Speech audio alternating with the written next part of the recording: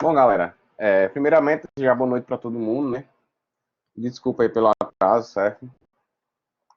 Eu vinha começando as aulas de HC, 15 para as 9, certo? Mas foi até ajustar.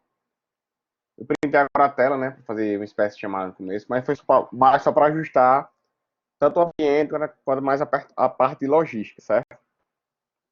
Como já está tudo redondinho, tudo rodando filé, então a gente vai começar na hora habitual, certo?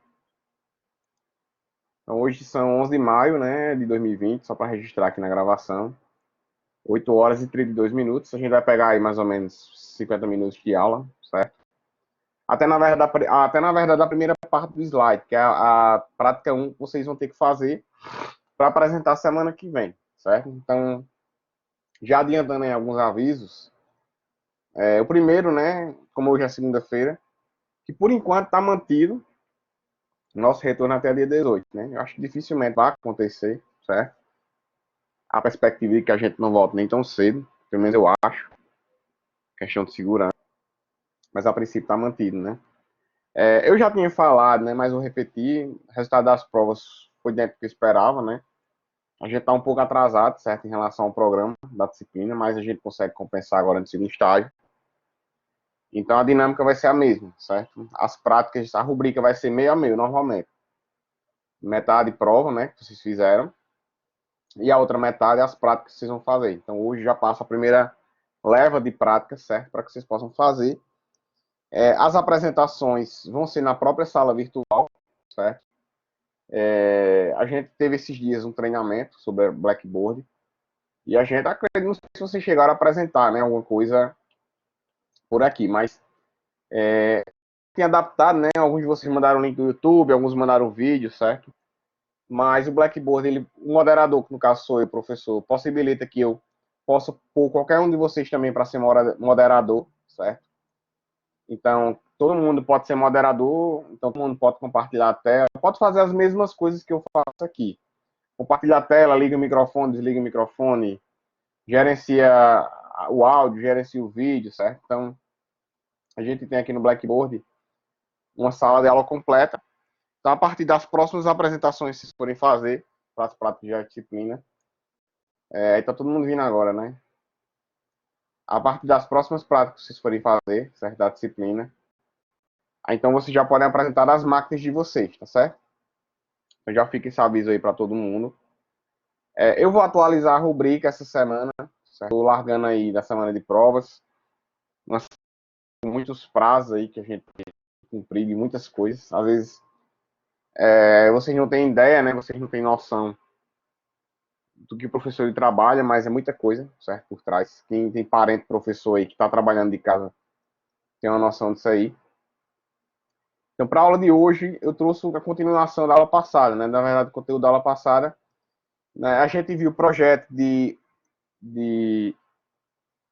projeto de interface de software, né? Em relação ao escopo, certo? E hoje a gente vai ver projeto de interface de software em relação a protótipos, são coisas diferentes, certo?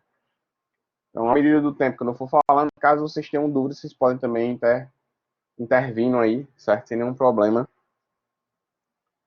na minha fala, ou vocês podem perguntar pelo chat também, beleza? Então, já começando aqui, acho que todos visualizam o slide aí, né? Trouxe uma agenda aí bem legal para todo mundo, certo? A parte do projeto do design de interface, né? Qual o ciclo essencial da definição de interface? Quem é desenvolvedor também, acho que isso é importante, é fundamental, né? O projeto de interface, né? Então, tem alguns testes que a gente faz para produtos de software, certo? Não para a parte de UX ainda. Como, por exemplo, o TER, né? Que é o tempo de resposta emocional do software. Entrevista de personas, né? Também é fundamental. A parte de taxonomia de software também, certo? Car sorting também é importante também. E a parte tanto de projeto wireframe, né? Que é a parte do protótipo conceito, que é o draft time. Definição de conteúdos, protótipos de alta e baixa fidelidade. Alguns de vocês apresentaram protótipos conceito, né? Que foi ainda conceito. Então, conceito eu considerei como sendo baixa fidelidade, certo? A partir de agora, vocês vão implementar os de alta fidelidade. E a parte de layout, né? Que pega a parte de identificação de cores, fontes, estilos, identidade visual, softwares de implementação. Beleza? Então, não sei se está faltando alguém de algum grupo na aula, né? A gente assiste em 9. Então, representante de cada grupo aí, os produtos, é importante vocês anotarem aí, certo? Porque a partir da semana que vem já tem a primeira prática, como eu falei agora, o pessoal que chegou agora, para apresentação da semana que vem, certo? Então, semana que vem já tem ponto rodando aí do segundo estágio, para que vocês possam ter esse retorno. Antes da gente iniciar a aula, né, na verdade, comentando, vamos relembrar alguns pontos que são fundamentais, que a gente tem importância, né? Então, eu falei na última aula aí, que a interface, apesar de muita gente, né, ter um preconceito, né, principalmente o pessoal da gente, certo? Isso é real, tem muito que se discutir. Ela é complexa, certo? Então, a interface, na verdade, ela é hoje, né, atualmente, até um certo tempo atrás, 5, 10 anos atrás, muita gente não tinha essa visão, mas a interface hoje ela é independente, né, das demais camadas do software, né, porque ela é baseada em vários componentes, em vários elementos, né. Na verdade, ela é um componente formado por componentes e elementos. A gente tem uns programadores hoje que trabalham com tecnologias, né, que você pode rodar um software completo gráfico, né. Eu orientei um aluno, uns 2 anos atrás, que ele fez um TCC, e o TCC dele, o objetivo era fazer uma ontologia, né, para processamento de diagnóstico de fonoaudiologia, certo? E o objetivo do trabalho dele foi criar uma ontologia que ele fez numa ferramenta chamada Proteger, né? Então, ele fez a parte inteligente da proposta. E ele fez um software para rodar, no caso, para plugar essa ontologia que foi toda em JavaScript, toda em interface gráfica. Então, o software ele não tinha banco de dados, o software ele não tinha, eu vou dizer assim, a parte de controller, certo? De processamento de persistência, né, da maneira geral. Porque quem fazia isso era a ontologia, certo? Só que a interface do software, ela já pré-processava, né, ela já filtrava, ela já gerava os outputs, os listeners, né, os eventos, enfim, gerava os objetos, toda a gama de conexão, certo? Que já é pré-condicionado da ontologia que ele gerou a app. Então, ele fez uma interface de software que, na minha opinião, é um software completo. A diferença em termos de funcionamento, certo? Depende, na verdade, do que interpela, né, como sendo um elemento lá dentro. Então, como ele trabalhou com software na época, para quem quiser tiver a curiosidade de ver, eu vou até colar o link aqui. Pode ser que alguns de vocês tenham mais curiosidade, né? Deixa eu ver aqui, Unipbooks TI.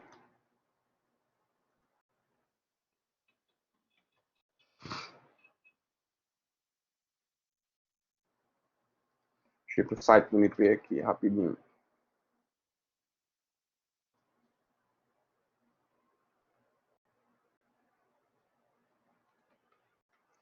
Eu vou botar direto o link para ir. Hugo, Oi, eu ouvindo? tenho uma pergunta pra fazer aqui, rapidinho. Eu acho que é rapidinho. Fala, Tá dando pra escutar direito aí? tô ouvindo. Beleza. Tô sim. A gente, no caso, tá estudando questão de interface entre o homem e o computador. Tipo, tá fazendo tela, tá, essas paradas. Isso. Mas, tipo, o quanto o hardware vai impactar nessa parte que a gente tá fazendo aí? Tipo, eu sei É. que a gente tá num período que muita gente consegue ter um hardware muito bom, outras nem tanto. E como é que Uhum. vai ficar nessa situação? A gente faz para as pessoas que realmente elas conseguem ver que tem muito processamento ou a gente tem que delimitar isso? Tipo, tem que ser para quem consegue ter um hardware bom e quem consegue só o hardware ruim ainda. Boa pergunta. Eu vou fechar o raciocínio nessa tua pergunta, certo? Beleza.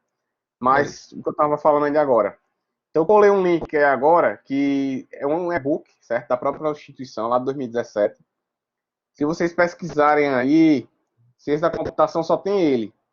Na página 129, certo? No sumário. Aí, basicamente, fala o que eu acabei de falar. Eu não sei se vai ter a tela do software, acho que não tem. Ele não botou. No PDF, ele fica na página 135.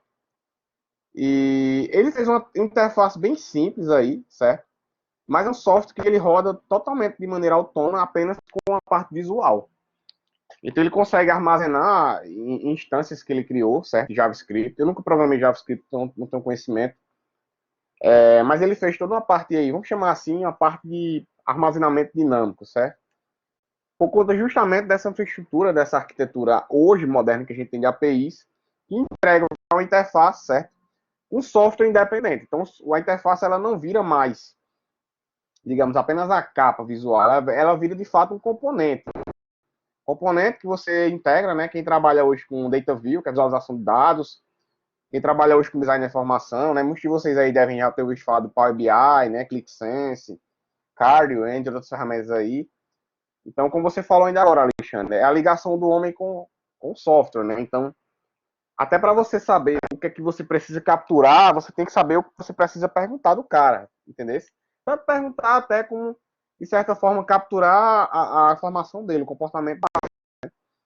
Então, já entrando na sua pergunta, em termos de hardware, a interface hoje depende da aplicação, entendeu, cara? Mas vamos imaginar o nosso mundo do software, né? Que a gente hoje tem vários equipamentos, vários awareness, né? O usuário hoje ele inclui hardware, ele inclui software em tudo, né? Eu esses dias fui no supermercado, né? Meu carro tem um DVD e o DVD do meu carro começou a engasgar, assim, dá problema no pendrive. Pô, logo agora o DVD do meu carro quebrar, né? Aí eu, assim, eu sou curioso. Eu digo, não vai quebrar. Aí desparafusei o DVD e tirei do carro. E abri o DVD e, por minha surpresa, eu encontrei praticamente o computador completo dentro do DVD, certo? Então, assim, a carcaça do DVD é um DVD quadradinho ele, né? Com tela grande. E lá tinha dois coolers, tinha uma porta tem a USB do pendrive, dentro do DVD tinha outra porta USB que eu fui investigar na internet para que se via. E é uma interface lá, eu não sei o nome do padrão de barramento. Mas é tipo assim, é um barramento da própria Pioneer, né? Que é da Pioneer, meu DVD. Que a própria Pioneer atualiza o firmware dela por essa interface. Então, assim, em termos de usabilidade, certo? Hoje em dia, o próprio software que você tem no DVD do carro, o próprio software que você tem no roteador, certo? Eu já trabalhei numa indústria que o servidor da máquina de produção de café, de salgadinho, também era uma interface a partir de um touchscreen, né? Então, também caracteriza isso como sendo alaméstico, tá entendendo? Porque não só em termos de operacionalização, mas às vezes o próprio software é um software embarcado que ele gerencia. Então, eu acho que é uma tendência sim, certo?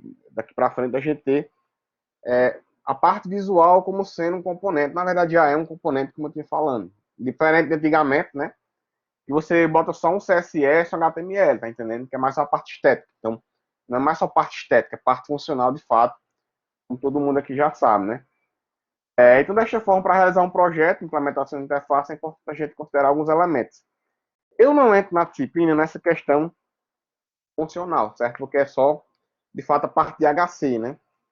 Mas o pessoal da grade nova tem uma disciplina chamada de aplicações para a internet, que é P1, inclusive. Não sei se vocês conhecem alguém de P1 na turma.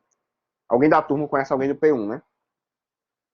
E lá nessa disciplina eu lecionei ela em 2019-2. Em 21 não estou lecionando, mas a grande probabilidade de eu lecionar agora em 22, eu printei aqui a tela novamente, certo? Lá a gente trabalha com Bootstrap, lá a gente trabalha com JS, Node.js, lá a gente trabalha com várias tecnologias, né? Que são frameworks, né? Que praticamente geram a interface como componente, né? Então, os packs, né? A parte, não sei se alguém da sala programa nisso. Os packs, eles são totalmente desconectados. Você gera a parte do modelo de negócio, né? Da regra de negócio, e os próprios plugins, eles já fazem esse processo de interligação, né? Então é possível o usuário ele navegar num software totalmente não funcional, mas que dá a capacidade dele de operacionalização das ações. Então, o primeiro passo que é importante a gente entender aí, que está no slide, né? Primeiro a interface, o projeto de interface ele tem etapas, certo? Todos vocês devem ter pago Java, Java básico, e lá em Java básico todo mundo já deve ter pago Swing, né? Que é aquele conjunto de coleções de APIs, né? Que a gente tem, coleções de tipos de dados que a gente monta a parte gráfica a partir de uma aplicação JDK, né? Que é uma aplicação desktop. Então, quem aprendeu de fato, né? Quem fez projeto, quem fez atividades que o professor pediu, vê que tem uma estrutura de elementos ali, né? Eu fui programador Delphi mais de 8 anos. Delphi é uma linguagem bem mais antiga que está em desuso hoje em dia, né? E Delphi, como outras linguagens que a gente tem aí que são hard, né? Você desenvolve rapidamente. Você monta todos os itens de uma interface, cada item, certo? Ele vai ter um jogo de gatilhos, jogo de eventos, jogo de listeners lá, né? Para que justamente você oriente essa conexão. Então, não é só simplesmente gerar o componente e montar a interface e ela não tem uma lógica. Ela tem que estar assim atrelada à etapa, dependendo do sistema, dependendo da implementação, certo? Até a regra de negócio tem que ser seguida, digamos assim, na estrutura de código, né? Um software que eu fiz uma vez no próprio Delphi, eu tinha que fazer um software, na verdade, fiz um software. Vendi software, né? Eu trabalhava para a empresa, mas também desenvolvia por fora. Cheguei a vender uns 5 softwares ainda. Pequenininhos, né? Software de padaria, software de mercadinho, software de restaurante, para os interior. E teve um software que eu vendi para um restaurante lá do interior, que o dono do restaurante, inclusive, um amigo meu. Aí era mais fácil porque eu tinha contato com ele no dia a dia, assim. Eu e João Pessoa no interior, eu sempre falava na época era MSN, né? Hoje em dia é WhatsApp, né? E ele dizia, ó, eu quero um software, quero um requisito que quando no caso do usuário, certo? O software ele fica bloqueado a tela. É login e senha. Mas a partir do momento que o usuário botar só o nome dele, ele automaticamente ele desabilita, certo? O perfil de outro login de outro usuário. Então, quando ele logava como administrador, aparecia todas as funcionalidades para administrador. E quando o funcionário dele logava, né, aparecia só as funcionalidades de vendedor, no caso de atendente. Então, os botões não é que eles não eram criados, eles simplesmente ficavam invisíveis, certo? Usando esse Delphi, né? Em Java não, você instancia o botão é criado, né? Mas outras linguagens que não tem essa perspectiva de paradigma, certo? Todos os botões existiam, porque eu não poderia criar botão em tempo de demanda, porque era em rede software, certo? Ficaria muito pesado a rede para processar o servidor. Mas todo mundo era criado e um truque que eu usava na época, muitos programadores usavam, né? Eu uso hoje em dia, era deixar unvisible, né? No caso, o estado do botão, né? Visible, ficava false, não ficava true. E isso dependia, hide, exato. É porque na época a gente usava is true, entendeu, Alan? Acho que foi Alan que falou, né? Isso. A gente usava como se fosse boolean, tá entendendo, Alan? Então, is true, ponto, status recebe true ou false. Então, vou pegar um exemplo aqui bem simples, né? Se user.name igual, aí no caso eu botava lá a notion, né, do banco de dados, select asterisco from users igual fulano, beltrano, cicrano, aí abria lá a chave e botava lá button one.true, que foi no caso visível, né, recebe false. Então, estava atrelado diretamente ao fluxo do código, vocês estão entendendo? Então, não era totalmente dependente, era totalmente inerente ao processo. Então, pegando essa visão que eu tive do passado em termos de arquitetura, né, e hoje que a gente tem de script, toda a vida essa parte da interface ela é muito restrita, certo? Ao tipo de execução de software, tipo de processo de software que você tem, né? Então, cada etapa são utilizadas técnicas. Hoje em dia está bem mais simples, eu acho, certo? A gente já tem templates, né? Eu também já cheguei a fazer um site em Joomla. Não sei se alguém já ouviu falar em Joomla. Mas também já é mais antiguinho isso aí, certo? Lá em 2010. E o WordPress que é em PHP, né? E tanto o Joomla quanto o PHP, o WordPress, entre outras tecnologias de template, né? Você instala o template, você vai manipulando o template, né? E a partir dali você... Então, eles têm APIs que você pega os colectores, né? E esses collectors, né? Quando você instancia, ele habilita e desabilita certas funções, que é o que a gente hoje em dia cria como objeto. Então, depende também do tipo de interface que você usa, certo? Principalmente quando são interfaces responsivas, interfaces adaptativas, né? Interface de hardware, que você tem espaço extremamente restrito, né? E cada técnica nesse ponto 3 aí vai depender de um tipo também de aspecto, certo? Seja para o seu cliente, né? Então, hoje em dia eu vejo que quase todo mundo usa esse modo escuro, né? Então, o modo escuro, ele tem ganhado aí ultimamente uma grande demanda em termos de aplicabilidade, né? Mas, às vezes, nem sempre todo cliente ele vai ser apto a estar utilizando o modo escuro. Depende do perfil, dependendo do tipo de conteúdo também, certo? Esses dias eu já tinha Netflix, né? Assinei esses dias, assinei a Amazon Prime, acho que todo mundo já ouviu, né? E dentro da Amazon Prime, quando você assina, não fazendo a propaganda, né? Mas só relacionando aí, ela dá acesso ao Kindle. E o Kindle, eu não tenho Kindle equipamento, mas eu acessei pelo telefone, né? E os livros do Kindle, é engraçado as páginas, né? Assim, eu já tinha visto de Kindle de professores do curso. É. E no Kindle, quando você acessa o livro, não é tipo um PDF, né? O PDF, ele mostra a página completa, né? O enquadramento da página, a imagem do aparelho, e ele joga o texto. E pelo Kindle, não. Ele, se ele desse um zoom na página para que a fonte ela ficasse bem grande, né? Colocamento falando, certo? E esteticamente, a página ela não tem nenhuma diferença visual em termos de estética comparada a outros e-books, né? Mas visualmente falando, ela entrega para o usuário uma experiência legal, porque não faz você forçar a vista, né? Quanto maior a fonte, mais rápido você lê, porque você não fica focando na imagem, fazendo o processo de tracking, né? Buscando o enquadramento da imagem para enquadrar a visão, certo? Então, até nisso aí os caras pensaram, né? E quanto também as features, né? Que as funcionalidades. Então, nem sempre a gente precisa entregar tudo para o usuário, certo? Hoje em dia já está acontecendo o processo inverso, que é justamente esse processo de X. Eu entrego o mínimo de informação para o usuário e questiono ele, eu pergunto ele, né? Voltando aí no que eu tinha falado do Kindle, quando eu instalei o Kindle no celular, o Kindle ele fez um filtro, né? Parecido com um Pinterest, né? Eu acho que vocês já ouviram falar do Pinterest também, né? Quais são os segmentos, os gêneros de livro que você quer ler? Aí eu marquei todos, mas você pode ali marcar um ou dois ou três, certo? E ele me perguntou para justamente ele me orientar para um certo tipo de informação que eu consumo.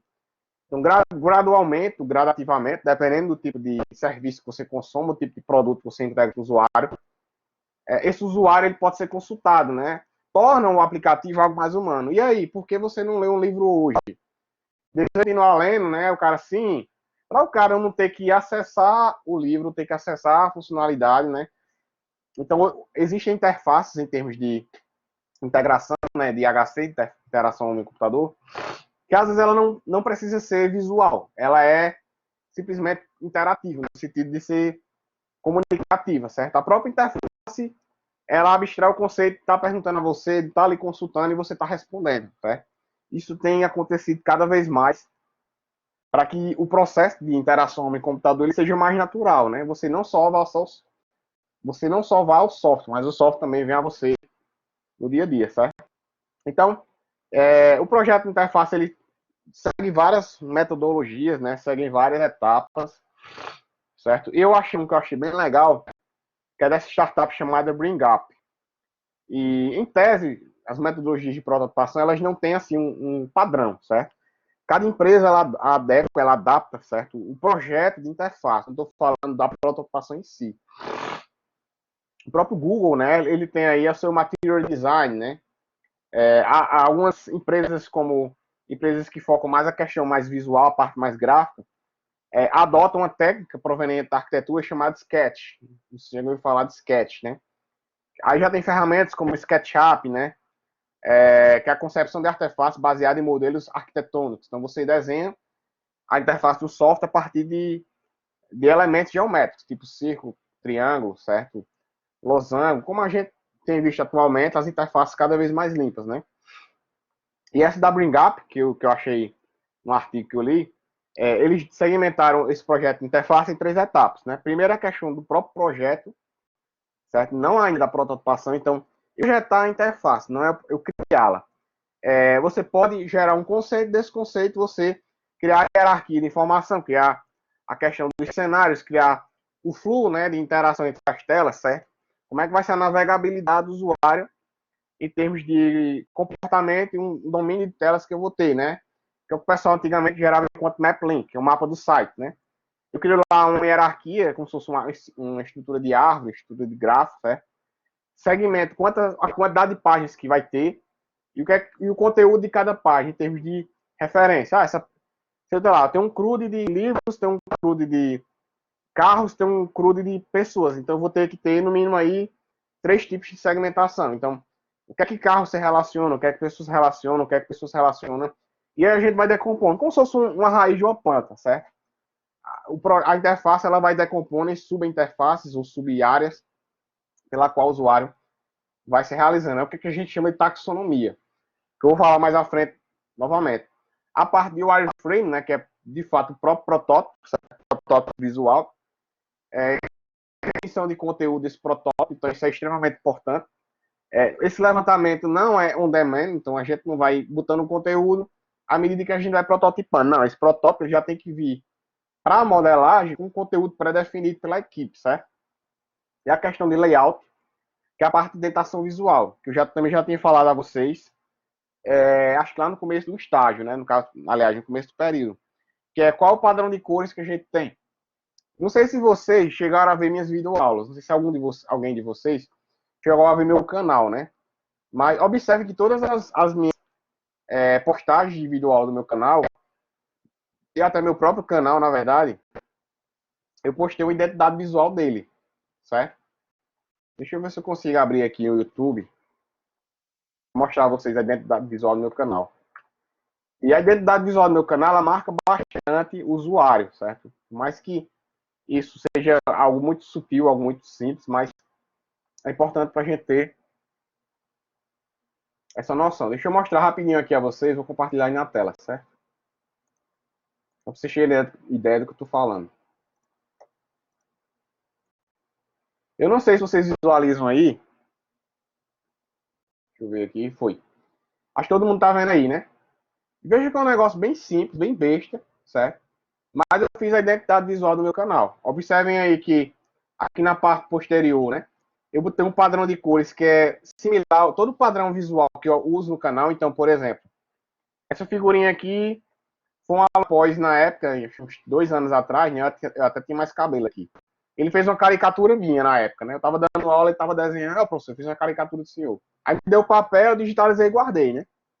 Quando a gente entrou nesse período de corona, aí eu peguei e fiz, cara, eu vou precisar postar vídeo no canal para os alunos acessarem fora Blackboard, porque vai que o Blackboard cai, pelo menos vocês têm um backup de videoaula, né? Aí eu pensei a seguinte situação, de qual é uma cor que eu acho, dizendo eu, né? Que para mim é legal, para não ser tão chamativa, ao mesmo tempo não tão morta, uma cor tão apagada, né? Aí pensei no amarelo, porque o amarelo é uma cor que, combinando com preto, preto é uma cor que vocês gostam bastante, né? Então associei a interface e várias outras coisas que eu pensei. Vou ter um computadorzinho aqui, porque a maioria todos vocês, na verdade, utilizam notebooks. Por aí vai. Então, deixei algo bem assim, como é que eu vou falar assim, íntimo de vocês, no sentido de apresentação, certo? E a capa dos vídeos, seguiu o padrão visual. Vocês visualizam aí, né? Que eu tô descendo, né? Acho que sim, né? E a capa dos vídeos, ela também utiliza a mesma indentação visual do canal, ó. Observe que a capa do vídeo, ela tá na capa do canal, certo? Observa aqui. Se eu for aqui para as playlists, né? Tô fazendo a propaganda do meu canal, né? As playlists também dispõem, certo? Então, até essa aula de vocês, já postei 64 aulas aqui. Eu posto, volto lá pro Blackboard, né? E cada vídeo, sei lá, se eu abrir aqui, tipo programação, né? Ele vai ter a apresentaçãozinha também, ó. Também seguindo a mesma indentação visual do... Aí eu entro, né? A mesma indentação visual também do canal, ó. Então, observe que aqui tá lá em cima, né? Observe que as cores, elas entram, como é que eu vou dizer assim, harmonia, certo? Então, não sei se vocês gostam, né? Mas, pra mim, essas cores ficaram legais, tá entendendo? Porque é uma cor que eu acho que hoje em dia tá bem, assim, suave em termos de execução, em termos de apresentação, para algo que você precisa estar toda hora consumindo. Se eu tivesse botado várias cores aí bem fortes, enjoaria rápido essa questão dessas cores, né? Então, para resumir, né? Deixa eu voltar aqui para o que eu estava mostrando. Então, a identidade visual para um determinado tipo de produto que você vai entregar, ela conta muito, certo? E cadê o slide? Achei. Então, é importante também a questão dos estilos, a questão da montagem das telas, certo? Todo o layout que vocês precisam definir mais à frente do projeto. Então, entrando aí no projeto, né, que é a primeira etapa que eu falei, uma primeira prática que vocês têm que rodar, vocês podem rodar com as pessoas da casa de vocês aí, certo? Pega alguém da equipe e roda em casa, com uma mãe, com o pai, com o parente, com o marido, com a esposa, namorado, cachorro. Cachorro não, porque cachorro não roda, né? Mas qualquer pessoa aí, certo? E o primeiro teste que a gente faz, digamos assim, de projeto de interface, é um teste de viabilidade e conceito dela. No caso, você propõe uma interface que é aquela que vocês fizeram com Design Thinking, certo? Então, até o momento, antes de vocês prototiparem de fato uma versão de apresentação, vocês têm a versão de conceito, que é aquela. E vocês vão ver se o conceito que vocês têm atualmente, se for aprovado, então vocês reimplementam ele ou melhoram ele, para que a partir dali vocês possam ter essa visão aí. Então, uma técnica que o pessoal tem usado, eu vou printar novamente a tela aqui rapidinho, certo? Então, a técnica que o pessoal tem usado para possibilitar essa análise é chamada de teste de resposta emocional, beleza? Então, como é que funciona o teste de resposta emocional? Vocês vão verificar, junto com o cliente, junto com o stakeholder, com o product owner, qualquer outra pessoa aí que fica ligada com o cliente, diretamente o próprio cliente, né, ou qualquer alguém, quão essa interface ela é viável em termos de aplicabilidade. Certo? Pode parecer muito subjetiva essa avaliação, mas a avaliação que hoje em dia ela entrega para o usuário uma visão muito, como é que eu vou dizer assim, muito real do sentimento que ele tem quando ele bate o olho, quando ele observa num ponto de vista totalmente intangível, que são parâmetros ou métricas que o usuário ele classifica para si próprio, certo? Então, todos nós, quando a gente tem acesso a uma lojinha de aplicativo, quando a gente vai fazer o download de um aplicativo, cada um de nós tem suas próprias métricas de consumir ou não, certo? De, como é que eu vou dizer, se interessar ou não, de se engajar ou não por uma dada apresentação do software. E alguns autores, eles apresentam, né, que os principais itens que a gente considera como sendo decisivos para que a gente possa ou não adotar um software são esses aí. Quão o software ele é profissional ou amador, certo? Quão ele é bonito ou feio, simples ou confuso, contemporâneo ou tradicional, certo? Quente ou frio no sentido de transmissão de imagem. Então, hoje em dia, a maioria de vocês gosta de um software mais quente, né? Porque poucas pessoas hoje em dia gostam de software que tem muita claridade, a tela é muito branca, certo? Software mais amarelado já é mais quente, software já tem a tela branca já é mais frio. Acho que vocês entendem, né? Eu tô falando isso aí, certo? O software ele é dinâmico, ele é monótono, certo? Pegue, por exemplo, esse que eu falei do Pinterest, né? O Netflix. Então, é diferente de um software que a interface dele não mexe. Então, tem pessoas que preferem um software mais monótono, pessoas que preferem um software mais dinâmico, certo? E como ele é interessante, como ele é fútil em termos de, também de visualização, certo? Então, até nisso, as pessoas também veem. Então, o teste funciona mais ou menos assim, ó. Aqui tem a fonte, tem um link também que vocês podem acessar, certo? Deixa eu dar um zoom aqui. Então, qual é a dica que eu vou dar a vocês? Já a prática que vocês vão rodar essa semana para apresentar segunda-feira. Vocês vão pegar aí, vocês podem dividir, cada pessoa da equipe vai e pega uma pessoa de dentro de casa, certo? E com a caneta de cada cor, vocês vão imprimir ou gerar no próprio computador uma planilhazinha, mas o legal é que vocês imprimissem, quem tem impressora, claro, pedisse para o pessoal preencher e depois digitalizasse para mostrar para a gente. Como é que funciona isso aqui? Então, por exemplo, cada cor aqui dessa caneta, cada cor de caneta dessas que vocês visualizam aqui, é uma resposta de uma pessoa diferente, certo? Então, esse carinha aqui que respondeu de vermelho, ele respondeu quase totalmente profissional, né? Aqui abaixo ele classificou entre 1 e 5, que é bonito. Aqui já é simples. Aqui já é muito tradicional, então é profissional ao mesmo tempo que tradicional, certo? É quente, então fica quase que meio termo. Dinâmico, interessante. O de azul, o de verde e o de preto também. Então, isso aqui dá uma noção de o conceito de vocês ele é ou não atenado, certo? De acordo com o nicho ou de acordo com o tipo de segmento pela qual você está atuando ou pela qual você está tentando entregar como resultado, certo? Então, eu acho que esses testes hoje em dia, para quem vai lançar aplicativo em loja, para quem vai startup, para quem vai gerar alguma coisa mais de inovação, certo? É fundamental para que vocês possam ter essa visão aí. Eu acho que ficou claro, né? Essa questão do TR para vocês. Alguém tem alguma dúvida? Alguém gostaria de fazer alguma pergunta? Ou não? Ninguém quer falar nada?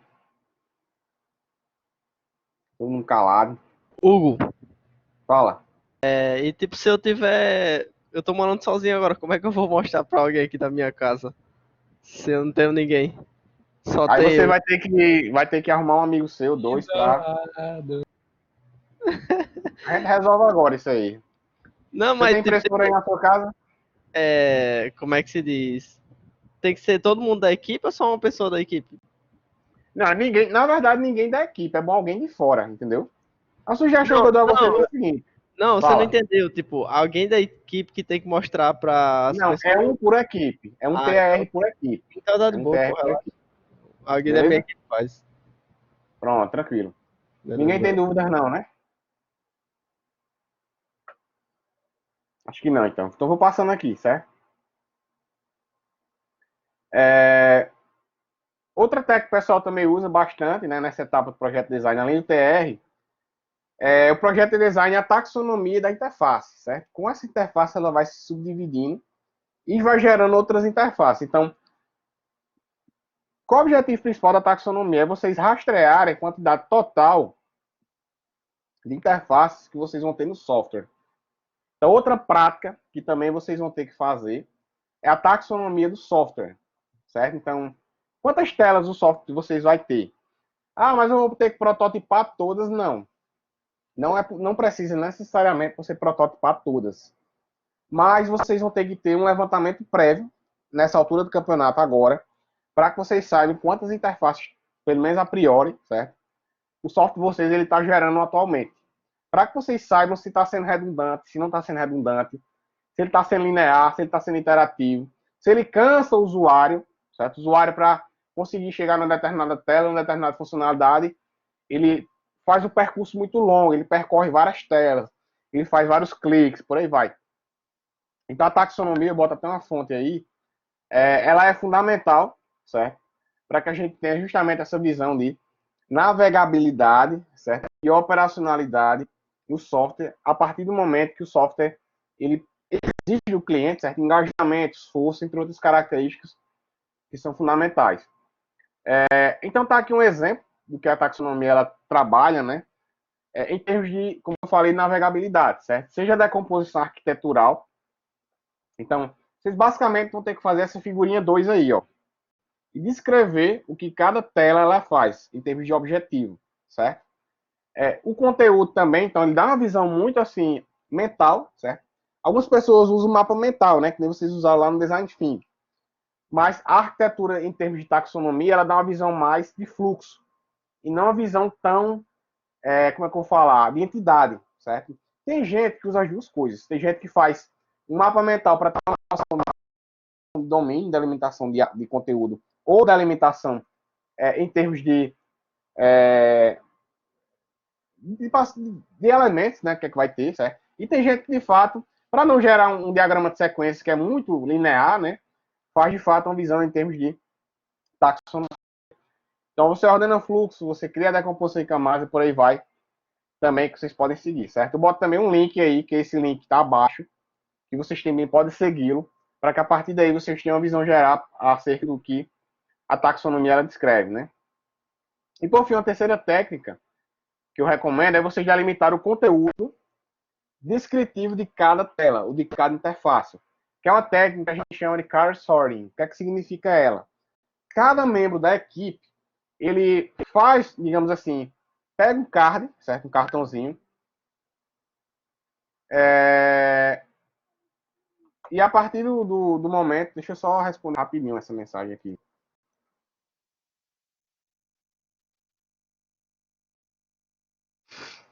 E a partir do momento que no caso, cada membro da equipe vai trabalhar, certo? No cada membro da equipe ele vai botar um conteúdo, escrever as seções, escrever os botões, escrever a quantidade de botões, escrever quais são os botões, certo? Até mesmo alguns elementos tais como campos, buttons, né? Text area, enfim. E a partir daí, cada membro faz separadamente, no final todo mundo junta e a equipe vai ter que fazer uma reunião, vai ter que elencar ou delimitar, certo? Quais seriam os conteúdos que a maioria chegou no consenso para que justamente esse conteúdo esteja formado dentro da interface principal do seu aplicativo, certo? Então, tá aqui um exemplo de um card sorting. Você pega aí, por exemplo, benefícios, né?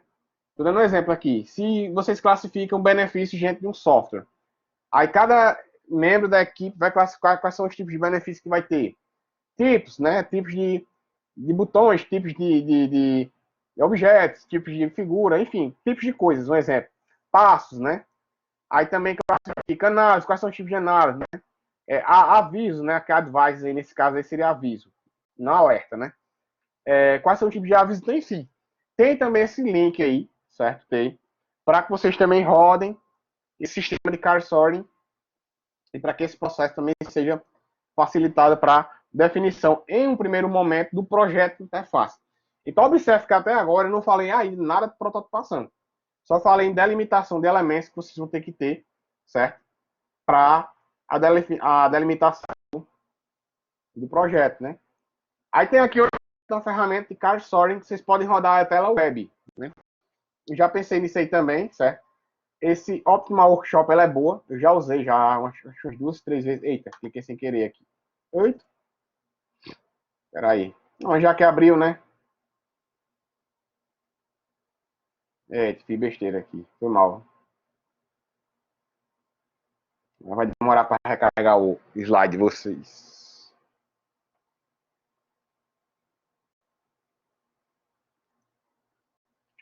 Deixa eu reabrir ela aqui. Nessa outra aba que eu tenho aqui.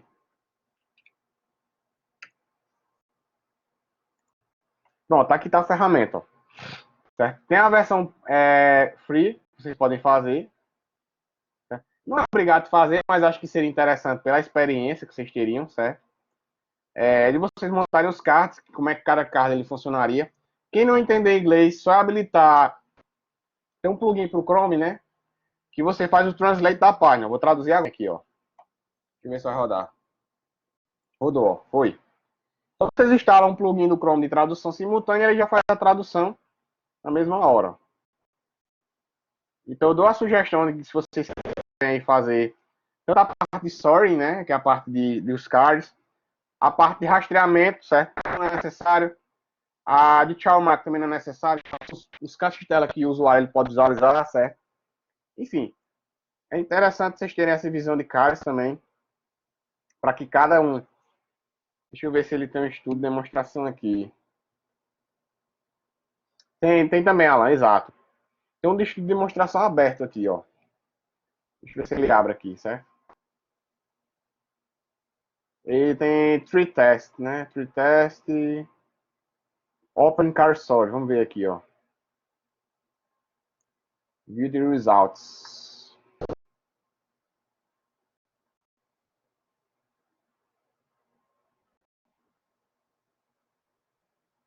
Tá bem diferente aqui do que eu usei outra vez.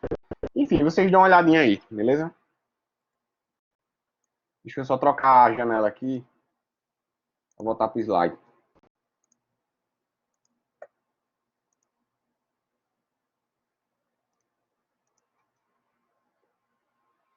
Então, para finalizar aí a aula, deixa eu dar uma adiantada aqui.